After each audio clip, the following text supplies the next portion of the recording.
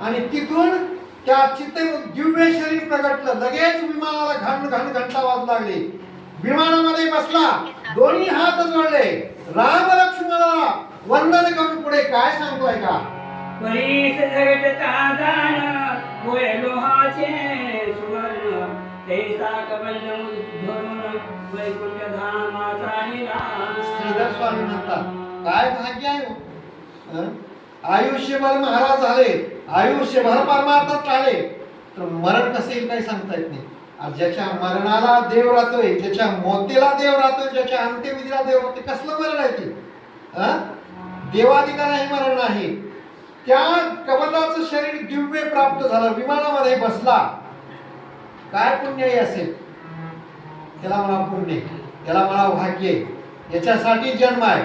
आयुष्यभर नीट कर्म करता आली, परंतु शेवटच्या टप्प्यात माती अंत्यविधी कोणाच्या हातानं? देवाच्या हातानं.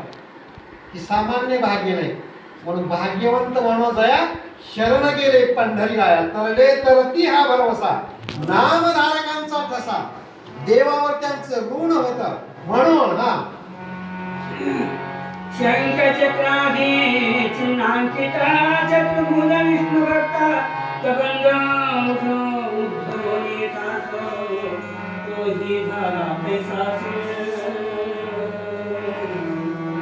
देवाच्या समोर भगवान प्रभू रामचंद्र बंधू लक्ष्मण आपल्या उघड्या डोळ्याने पाहतात. त्या अग्नीमधून दिव्य मूर्ती निघाली. इतक्या क्षणात एक दिव्य रथ आला. कुठून आला? वैकुंठाहून आला. शंख चक्र गदा, 4 शिपाई सोबत आहेत. देवाचे दूत विष्णूचे दिव्य देही, लक लक लक लक करणारा रथ आहे. आणि त्या रथाकडे पाहू लागले. भाग्यवान आहे होतो. याच्या भाग्याचं तयाची या पुण्यात कोण लेखा करी, जेही तो श्रीहरी खेळविला. देव ज्याच्या संगतीत आहे, देव ज्याच्या पंगतीत आहे, देव ज्याच्या मातीच्या नावाला आहे, तो भाग्यवान आहे. काय झालं पुढे? मग अभिमानी पैसोनी जाता मनी आयधा प्रभू रघुनाथा, सुग्रीवासी मैत्री तत्वता करी तू आता येतो. ऐका, विमानात बसला. ज्याने उपकार केलाय त्याचे उपकार परतफेड करावं. उपकार जर फिटत नसतील तर दोन्ही हात जोडून त्याला विनंती करावं. पण अपकार आणि उपकाराची फेड करू नये. बरं, ती कोण शिकवून? कबंधाने. विमानात बसला. राक्षस देहापासून ज्याने मुक्त केला, केले उपकार सांगो काय, ऐसे बापन करी माय. हे भगवान रामा, तुम्ही जे उपकार केला, अगणित उपकार आहेत माझ्यावर, त्या उपकाराची परतफेड काय देऊ याशी? व्हावे उत्तराई, ठेवीता हा पायी जीव थोडा. माझा जीव जरी वाहून टाकलं तरी तुमचा उपकार माझ्याने फिटणार नाही. तरी पण जाता जाता फुल नाही फुलाची पाकळी. एक तुम्हाला सांगतो, आता इथून दुसरीकडे कुठे जाऊ नका, कारण दुसरीकडे डोकले वगळे. कुठे जाऊ? तुम्ही आता पंपा सरोवराला जावा. किष्किंधा नावाचं राज्य आहे, तिथं राजा सुग्रीव वानरांचा राजा आहे. त्या सुग्रीवाबरोबर दोस्ती करा. त्याची माझे हित करी ती सकळ, जेणे हा गोपाळ कृपा करी. संतानं रस्ता दाखवला ती खरा असतोय. तेनेची पंथे चालू जाता न पडे मिठा कोठे काही. संताने दाखवलेल्या वाटेनं गेल्यानंतर कुठंच अडचण येत नाही, कुठंच अडचण येत नाही. म्हणून शहाण्या माणसानं सांगितलेला मार्ग, संतानं दाखवलेला मार्ग. एक माणूस तर पूर्वीच्या काळात बैलगाडी इतका पळवित होता, त्याला इथून शिरोळला जायचं होतं उदाहरणार्थ. तिकडून एक बाई मावशी टोपलं शेतावरून ती घरला घेऊन येत होती. म्हणजे बाकी शेताकडून निघतात की. त्यानं म्हणला दिवस का असला बरोबर होता, मावशी आता शिरोळला जायला किती वेळ लागला? किती वेळा जाईल मी? तिनं म्हणली दमानं गेला असता अर्ध्या तासात जातोस, आणि असं पडलं असं तर मग जात नाहीस म्हणली. का बाई वेळ आहे म्हणलं, आता दरदरी दिवस मावळ आलाय, गाडी दमानं चालू म्हणली तिनं तर लवकर जातोय. गेलं पुढे असल्या बाया काही म्हणतात थोड्या अंतरावर जाऊन उठती लागली की उठून पडलं, कोणावरून चाल गेला. पुन्हा 12 वाजले घर जायला, त्याला मग माणसं शेजारी जमवून उठवून एक म्हणून गाडी पळवायची लागते. माणूस जी खरं त्या मार्गावर जावं. कबंध काय सांगतोय? दडू दानव काय सांगतोय की तुम्ही सुग्रीवाक्षाकडे जावा येतो ना. जगवंद्या जगाचा माता जनजगाचा जन्मरहिता जलज नेत्रा जलजना सनातना जनार्दना जगद्गुरू. आता काय वर्णन करावं? जोपर्यंत राक्षस शरीरात होता तोपर्यंत देव कळत नव्हता. आता दिव्य शरीर झालं, आता पार्वती सारखंच शरीर दिव्य झालं, मन दिव्य झालं, ज्ञान दिव्य झालं. रामाची स्तुती करू लागला की तुम्ही खरोखर देव आहे, तुम्ही भगवान आहे, जगाचे मालक चालक सगळे तुम्ही आहे. चला ना असो नमस्कार निरगोत्तमा कबंड पावना निधाम पुढे शबरीच्या आश्रमा जगदात मायेचा झाला परम तपस्वी शबरी तपतेचा झाली म्हातारी तिच्या आश्रमी राहणारी राहता झाला असं म्हणतात. इथून त्या धनुदानवाने विमानात बसला, राम लक्ष्मणाला नमस्कार केला, मार्ग दाखवला, सांगितला, निघून गेला आशीर्वाद घेऊन. पुढे राम लक्ष्मण तिथून निघाले. मातंग पर्वताच्या ठिकाणी कोण होता? मातंग ऋषी तप करत होते. मातंग ऋषीची शिष्या होती कोण? शबरी होती. शबरी भिल्लाची मुलगी होती. तिच्या घरी असा नियम होता, एकुलती एक मुलगी होती, बाप भयंकर चांगला होता शबरीचा बी. 12 बकरे कापायचे होते. तिची सोयरी जमविला आणि तिचं लग्न ठरवलं शबरीचं. तिनं म्हणले ही बकरी कशासाठी? त्यानं बापानं सांगितलं आमच्या बाप दादापासून रीत आहे म्हणलं, ही कंदुरी करावंच लागते. आणि सकाळी तुमचा खंड्या घेतो बकऱ्याच्या म्हणल्या 12 बकरे. शबरीनं म्हणली मला लग्नच करून घ्यायचं. रातातून शबरी पळून गेली, मातंग ऋषीच्या आश्रमात राहिली आणि त्यांना बी पत्ता नाही. त्यांची सेवा करू लागली. पाठ उठायचं, फुलं झसाडा लोट हे सगळं पूजेचं सामान द्यायचं. मातंग ऋषी मध्ये एवढं सामर्थ्य होतं की वाळी सारख्या मातंग ऋषी म्हणजे मागायचे होते बरं का. तुम्ही असं काय म्हणता नाही. एवढी ताकद मातंग ऋषी मध्ये होते की सकाळी साडी लावले, दुपारी त्यांनी रास करून निवड करून दाखवतो. पाण्यानं संपूर्ण जग पडलं होतं पण तिथं पाणी मिळत होतं. शबरी जाताना मातंग ऋषीने सांगितले बाई तुला राम भेटेल, तू माझी एवढं सेवा केलीस. मातंग ऋषीचं देहक्रमण झालं, प्राणोत्क्रमण सगळा कारभार तिच्या हातात देऊन गेला. आणि मग तिनं तप करता करता म्हातारी झाली. त्या शबरीचं एवढं पुण्य होतं. तिनं राम येणारा म्हटल्यापासून वाट बघत होती पण ती म्हातारी झाली, अजून ती राम आली. तिने पळे मुळ्यांना भाव्याची लालवंदना मने तप झाले पूर्ण राजवनेने देखला शबरीशी उपदेश ज्ञान ती तत्काळ गेली धरून शरीर सांडवणी करणे सुजन भावली पूर्ण तत्काळ. बघता बघता त्याचं पुण्याचं कोण वर्णन करावं? बहुता सुकृताची जोडी म्हणून विठ्ठली आवडी किंवा अनंत जन्माचे सुकृत पदरी. शबरीची एवढी पुण्य होती. मातंगासारख्या गुरुनं सांगितलं होतं बरोबर तुझ्या घरला देव ये. आम्ही देवाच्या मागे चाललो स्वप्नात बी ना, काशी कहर वाऱ्या कर तीर्थयात्रा कर, स्वप्नात बी येत नाही, कधी येत नाही. पण देव तिच्या घरी आला. गुरुच्या वचनावर विश्वास होता. शबरीनं उष्टी बोरे करून ठेवली. ती गोड जी बोर अर्ध खायचं, गोड असलं की ते का त्या दुर्नात भरून ठेवली होती. राम आले, तिची पूजा स्वीकारली. आता ही रामायण छोट आहे, मोठ्या रामायण भरपूर वर्णन आहे म्हणून मी तसं धावतं एवढं आम्ही गोव्यात थोडके येतात का. ती उष्टी बोरं खाल्लं, शबरीचा सत्कार घेतला, शबरीला दर्शन दिलं रामाने, शबरीचा उद्धार केला. शबरीचा तात्काळ उद्धार होऊन ती मुक्त झाली, वैकुंठाला गेली. मग राम गीताचे आत्मज्ञान सारा सारे विचार निरूपण लक्ष्मणा प्रति सांगून निसंशय तो केला. शबरीच्या आश्रमात राम आल्यानंतर लक्ष्मणाला थोडा संशय आला का आमच्या पण तुला काही कळतच नाही. आता ही कथा तुम्हाला पुण्यावी रामायणात ऐकायला मिळणार नाही. शबरीनं उष्टी बोरं भिल्लाची मुलगी होती. अर्ध चावून खायचं ना, गोड असलेलं गोड दुर्नात ठेवायचं. लक्ष्मणाकडे केलं. लक्ष्मणानं घेतलं ती दिलं ती दुरण आणि रामानं ती खाल्ली. त्यावेळेस लक्ष्मणाला रामाने उपदेश केला उच्चनीची काही नेणे भगवंत उच्चिष्ट ती बोरे खाय भिल्लनीची आवडी तयाची मोठी देवा पोवे सुदाम देवाची फके मारी कोरडीची. सुदामा ब्राह्मणाची पोहे कोरडी होती, आवडीनं खाल्लं.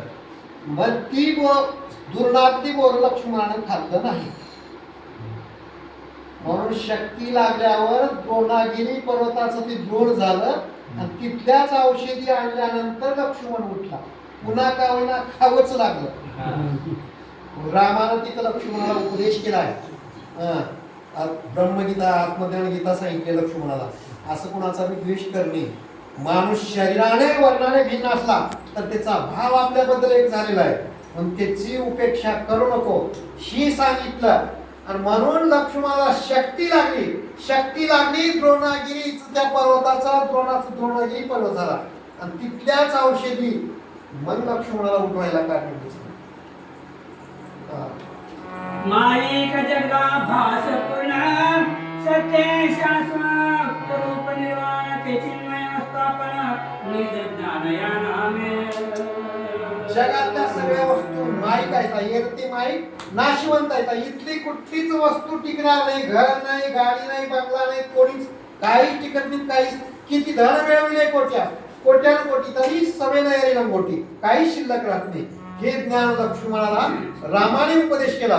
आपण बोला आत्मरूपाने जर पाहिलं तर माझ्या हृदयात जो आहे तो प्रत्येकाचे हे विश्वची माझे घर आणि श्रीमती जायची स्थिर किंबहुना अचराचर आपणची झाला. देव सर्व ठिकाणी व्याप्त आहे हा भाव ध्यानात ठेवा. आसोयावरी रघुपती आला हंपी विपक्ष प्रती पुढे पंपा सरोवर निश्चिती विश्रांती स्थान शिवाचे. अध्याय समाप्त होताना असं म्हणतात यापुढे शबरीचा उद्धार झाल्यानंतर भगवान प्रभू रामचंद्र हंपी उपाक्षला आले. आता चार धामांचा लोकांना विचारा हंपी पंपा सरोवर मानस सरोवर तिथं राम आले. आता उद्याच्या अध्यायामध्ये राम सुग्रीवांची हनुमंताची भेटी होणार आहे. ती कथा इतकी गोड आहे. तिथं आल्यानंतर काय घडलं. दिव्य वल्ली दिव्य द्रुम सदा सपा भेदित ते स्फटिक महाउत्तम परमाराम काय त्या पंपा सरोवराचं वर्णन. एक एक झाड आकाशापर्यंत उंच गेले. काय जिकडं बघा पटका पडले एवढं उंच झाड आहे. डोंगर तसाच, पाणी तसंच, झरे तसेच, पशु पक्षी पाखरं चिमण्या मोर रागू काय सुंदर नैसर्गिक तिथं संपूर्ण नैसर्गिक क्रिया आहे. त्या असल्या सुंदर वनात राम आले. बघता बघता एक शिळा दिसली रामाला आणि एक विवर दिसलं.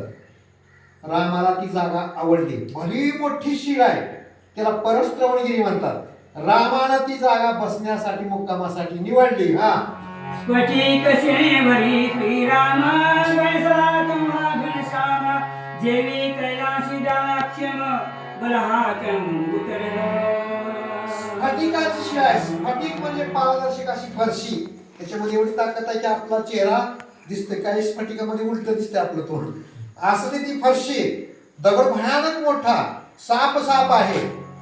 जसं काही कैलासात भगवान शंकर बसलाय तसं त्या पर्वतावरती भगवान प्रभू रामचंद्र पंपा सरोवराच्या हंपी इथेच्या ठिकाणी बसले विश्रांती घेण्यासाठी.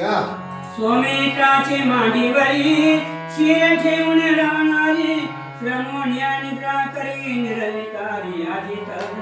इतकी जागा मनोरम्य शीतळ मिळाले. लक्ष्मणाच्या मांडीवर मुंडकं ठेवलं.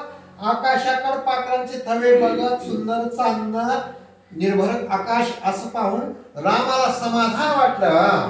शेषशाही नारायण तो श्रीराम निरारमण सोमित्राची अंकी शिर ठेवून त्याच वैकुंठात शेषावर विष्णू परमात्मा शोभा. आता इथे भी लक्ष्मण शेष आहे, राम म्हणजे विष्णू आहे. लक्ष्मणाच्या मांडीवर मुंडकं ठेवून रामचंद्र प्रभू त्या हंपी विरूपाक्षच्या ठिकाणी पंपा सरोवर किष्किंधेच्या परिसरामध्ये निवांत बसलेत. असो ते समयी रघुनाथा चित्ती आठवे जनक दुहिता श्वास जगत्पिता घालून बोले ते समय आम्हा जानकी मृगांतोदने गुण सरिते पद्मनयने सकलावने गुण निधाने करी भेट शिवदाता. श्रीधर स्वामी म्हणतात माणसाला एवढं दुःख आहे आणि तिला एवढं सुख मिळालं. इथं आल्यावर जरा थंड वाटलं, चित्र वाचलं आणि वरून चौकडून थंडगार वातावरण, डोंगराचा परिसर, झरे झरणं वाहतात. लक्ष्मणाच्या मांडीवर राम आहे आणि त्या रामाला सीतेची आठवण झाली. राम काही स्त्री लंपट नव नाम राम काही पोहोचत नव बरं का. तुम्हाला आम्हाला दाखवतात तिला एवढं सुख असलं की माणसाला पर्वतावर वाटते संसारातल्या ही दाखवतात. सीतेची याद आली आणि सीतेची आठवण झाल्याबरोबर बिवळून स्फुंद रडून काय म्हणतात, रामाशी झाला विरह ज्वर, त्या कोकिळा पाती सुस्वर, त्याशी म्हणे त्रिभुवनेश्वर, तुमचा स्वर सदा तुमचा. ज्वर वेगळा आणि विरह ज्वर वेगळा, रोग वेगळा आणि प्रेम रोग वेगळा. बरोबर आहे? मला आता सीतेची आठवण झाली, चिंता, दुःख, विरह, वियोग. रामाला दुःख झालं, त्या झाडावर कोकिळा कुजतात, गायन करू लागल्या. लक्ष्मणाला म्हणतात, बघ बघ ही दोघं जोडी कसं बोलल्यात, किती आनंदाने गाणी म्हणल्यात, मला चिडवल्यात ते, आमची जोडी नाही म्हणून मला असं करायला ही कोकिळा. रामाला राग आला. हा, ते वेळी कमाल निळा, शरणाया सगळा कोकिळा, राम म्हणे वसंत काळा, माझी शब्द फुटे अमृत म्हणे रघुनाथ, तुम्हा संघट पारदी वदिल सत्य तोते झाली शरणागत, तुझ्या पदे कटाशे. ज्याला विरह जो ज्वर लागलाय, वियोग झालाय, ही माणसं जगातली त्याला माता पिता समाज बंधू भाऊ प्रेम ही काहीच कळत नसते. विषयांचे जे रोलंगीत ते फजित होतील. मग राम विषय रोलंगीत आहेत का? भावना कशा जातात? एवढं मोठं दुःख आहे पाठीमाग की पाखरं हरणं ती जोडी जोडून फिरू लागल्या. त्या हरणाला दंड कर, शिक्षा दे, कोकिळेला दे, प्रत्येकाला असं शाप उशाप देतात आणि शापही देतात. ती म्हणतात आमच्या का मागे हो भांडण तुमच्या घरचं. म्हणून जगातल्या काही गोष्टी कुणाला कळत नसतात. भूगुण देखे दिन, कागन देखे रात, बडी अजब की बात, विषयांधन देखे दिन रात. तुळशीदासजी म्हणतात गोबर दिवसा निघत नाही, कावळा रात्री निघत नाही, आणि विषयांध माणसाला रात आणि दिवस बी कळत नाही. उगच इकडून ह्याच्या दारातून तिकडं, त्याच्या दारातून तिकडं वाकून बघतय, खिंडतय. विषयांध म्हणतात. म्हणजे त्याला कोण मारेल म्हणून भीती राहत नाही, मरायची भीती राहत नाही. मग तसे विषय लंपट झालेले जीव सुख यत्किंचित सुद्धा नाही, मरणाची वाट माहिती असून सुद्धा अशा गोष्टी करतात. ही रामाच्या रूपाने दाखवतात. ना तो तुम्हास रात्रीस वदिल सत्य, मलकड दिवस तुम्हास मुक्त, तव देखिली गजगजी रमत, काय बोलत कयासे. आता माझ्या एवढं आठवणीत आहे ना, हत्ती आहे, लाडी आहेत, कोल आहेत, मगर आहेत, माशेची पक्षी आहेत, कावळाची, म्हणजे सगळ्याला रामानं शाप दिला. आणि म्हणून त्या वेळेस का प्रत्येक पक्षाला काही मर्यादा येतात. हरणाला, हत्तीला, संतती प्रजननाला ही रामाचा शाप समजला जातोय. आता रामाला दुःख सीतेचं झालंय, त्याच त्यांनी संसार करण्यात, पण त्याचं काम माझ्या मुलावर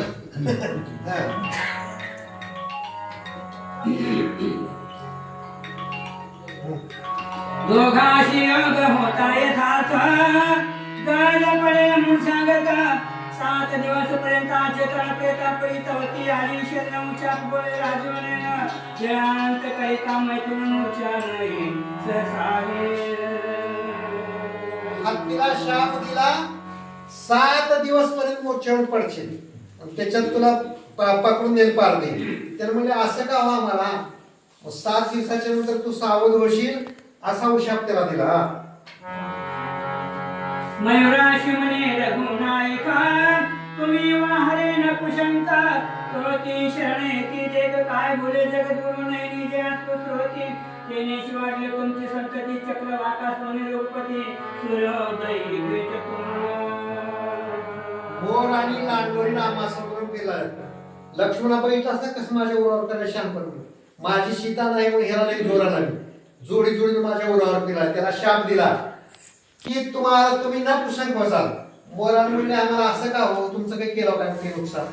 त्याला उशाप दिला. का दिला की जेव्हा मोर आनंदाने नाचेल, त्याच्या डोळ्यातून पाणी गळेल, ती लांडूर घेईल, तेव्हा तुमचं गर्भ वाढेल असं सांगितलं. तिथून चक्रवाक पक्षी मिळते का तुम्हाला? तुम्ही काय म्हणता त्याला? पाणकोटे. चक्रवाक. चक्रवाक पक्षी दिवसभर रात्रभर एक याकडला राहते आणि एक त्याकडला, आणि सकाळी भेट होते, अवघा आडत राहतात. नवरा बायकोची भेट सकाळी होते. तुम्ही अजून ध्यान ठेवा, चक्रवाक कधी जोडून राहते. ही त्याला शाप आहे रामाचा. दिवस रात्री तुमची फुटाफूट होईल आणि दिवसा तुमची भेट होईल, हा असा शाप दिला. रात्री होय तुम्हा वियोग तो दृष्टी देखे कागदी काग त्याशी म्हणे जन्मांत संग एकदाच संसार रात्रीला तुम्हाला वियोग होईल. दिवसभर काम करून नवरा बायको कुडीला असतात का? पण चक्रवाका म्हणे तसं नाही. रामाचा शाप आहे. बायको तिकडल्या कडला तिच्या हे नाही कडल्या गाठच होत नाही रात्री. आणि त्याच्या पुढे कावळा कावळीने दिसले. रामाने त्याला शाप देऊन टाकला. आयुष्यात एकच बार संतती होईल तुम्हाला. मी सीतेविन भ्रमतो देखा तुम्ही भोगितार की सुख याला दंडाची निशंक तुम्हाशी केला निर्धार. त्या पक्षाला म्हणले रामा आमचा काय दोष आहे? आम्ही कशाला आम्ही पाखरा रानातले तुमची कशाला बरोबरी करा? त्याने म्हणले तुम्हाला कळणार का? मी एवढं दुःख काढायला माणसं सुद्धा असतात काही काही. आपल्याला दुःख झालं आपल्याला काही तर जरा का शेजाऱ्यावर उठून पडायचं तुटून. एक माणूस होतो का हलकुडं आणि शेताकडे जाऊन वैरणीचा भारा घेऊन येऊ लागला. आमच्याकडून आमच्यासारखा डेअरीवाला माणूस पाठी त्या गावचा त्या पाण्याचा कमी होता रस्ता. त्याच्या भाऱ्यातून एक चिपाडी आणि त्या डेअरीवरला टोचलं. त्याला दिलं की धरून दोन झणाटे त्याला. मग त्याला काहीच म्हणाली कारण ताकद नव्हती त्याची म्हणायची. गेले घरी बारा टाकले न उठलं की बायकोच्या थोडी दिलं जाऊ. तिनं म्हणजे हे बघा नाही माझ्या माग मला का आणि मग त्याला का मला मारलं. मग त्याला तू मारा का? त्याला कसं मारायची माझी ताकद होते. तुला मला मारतो सोयी. तस रामाने सगळ्याला शाप दिलं. पाखरं म्हणतात थांबाला का? मग माझ्या पुढे का आपण हिडाला माझ्या उरावर. सीता वियोग रघुनाथ म्हणे राक्षस येऊन भोवता यांच्या स्त्रिया हरवणी समजतात नेही नाद सीत्यायशा. दाखवायचं बरं का राम विषय नाही. राम विषय लोभी नाही. आता का म्हणतोय सगळे माझ्या विरोधात बोलत. राततून राक्षस येऊन माझ्या सीतेसारखं तुमच्या बायका का पळून येणार रे? कशाला करवा रती चेष्टा मद समोरा का हो करीती वारंवार माझी जानकी सुकुमार मज भेटली नाही. काही नाही मलाच बघून करायचं असं. मी घरापुढे गेलं का मला बघून तसं करणार. असं झाले की कुणाची अवस्था सांगण्यात. जी माणसं ब्रह्मिष्ठ होतात ब्रह्मिष्ठ दोघात कुठल्या ते गुंततात मोहात त्या माणसाला चांगली माणसं करते वंगडी करत नाही काही नाही. सगळ्याच वाईट होऊन जाईल म्हणते काय होत नाही. इत्यादी भावते समयी गावी जनकाचा जावाई तिचे गुणास गणना नाही कोटी वर्षे शोधिता. काय रे तुम्ही कशाचे? आमची सीता कसली होती सुंदर. का तिचं गुणवर्णन करावं? कसलं तिचं रूप कसलं तिचं वागणं कसलं तिचं बोलणं तिचं चाल कसलं होतं वागणं. तुमचं काय रे राम ब्रह्मिष्ठासारखं बोलू लागले का? असो ऋषमुख पर्वतावरून वानर विलोकितीच्या पाणी नळनीळ जामवंत तरणी कुमर पाहे सुरिवा. आता इकडे काय झाले? पर्वताच्या उंच कड्यावरती 5 वानर बसलेत. नळ जामवंत सुग्रीव पुत्र ते अंगराधी बसलेत. हनुमंत आहे. ती वानर म्हणतात आतापर्यंत कोणी धनुष्यबाण घेऊन आलं नव्हतं. 2 माणसं दिसल्या आणि इथं बसल्यात काय घोळाय म्हणून कशासाठी आले असतील? टक टक टक तो वानर बघू लागले. हा आणि पांचवा तो हनुमंत जातला माकांत त्याचे जन्म करणार भूत रतिया धाई नळ जामवंत 5वा हनुमंत कुठं बसल्यात? पंपा सरोवर त्या उंच कड्यावर डोंगराच्या राम लक्ष्मण परश्रवणगिरीच्या त्या पायथ्याला एका शिळेवर बसल्यात. 5वा हनुमंत आहे. आता उद्याच्या अध्यायामध्ये राम हनुमंताची भेट होणार आहे. हनुमंताच्या जन्माची कथा तिथे तुम्हाला ऐकायला मिळणार आहे. इतकी गोड कथा आहे. हा राम विजय ग्रंथ राशी हेची केवळ वाराणसी राम कथा विश्वेश्वराशी प्रिय म्हणून राहिला. राम विजय ग्रंथ एक काशी आहे काशीचं कोणाचं दैवत आहे? भगवान विश्वेश्वर महादेवांचं दैवत आहे. रामकथा महादेवाला आवडते, ऐकणारी माणसं महादेवा ही शब्द ही काशीची रचना आहे. आता तुम्ही कथा ऐकल म्हणजे काशीतच जावं असं समजा म्हणून अध्याय समाप्त करता. कष्ट न होता पार या त्वेषी धावती मुक्ष नर श्रवणी बैसती सादर संसार कार्य कापुनी. काशीचं का प्रमाण घेतलं? काशीला मेल्यानंतर पुण्य आहे, गेल्यानंतर नाही. मेल्यानंतर काशीमध्ये जावं तर तिथं मरावं तर मोक्ष आहे. काशी उदार उदार दान देवणी अखीर परी वेंचणे लागे शरीर ती एक गावी. काशीला उभं जाऊन मागायला तर पुण्य नाही, पापच लागते. म्हणून काशीत मारावं लागतंय. मग आता तुम्ही म्हणलं इथं ग्रंथ ही काशी आहे, तर इथं तिकीट काढायचं नाही, पैसा पडत नाही, काहीच नाही. इथं कथा ऐकायला की काशीला गेल्याचं पुण्य तुम्हाला इथं बसून मिळतंय ओवेकडे, असं श्रीधर स्वामी सांगतात. ये घोण्याने कांड संपले पुढे किष्किंधा कांडारंभिले जैसे रत्नाहून रत्न आगळे वैरागरी निपजे पय. आजच्या अध्यायामध्ये कथा कुणाच्या शेवटची किष्किंधा का अरण्यकांडाचा शेवट झाला. आता इथून पुढे किष्किंधा कांड चालू होणार आहे. राम हनुमंत सुग्रीव यांची भेटी होणार, सीता सिद्धीला वानर जातील. ती कथा जसं जसं तुम्ही किती ऐकावं असं कमी वाटलं, इतकं गोड आहे. यांचे परीक्षेक संत जन जे ब्रह्मानंदे गुण बोला श्रीधर त्याशी आनंदे शरण अभंग अक्षय सर्वदा.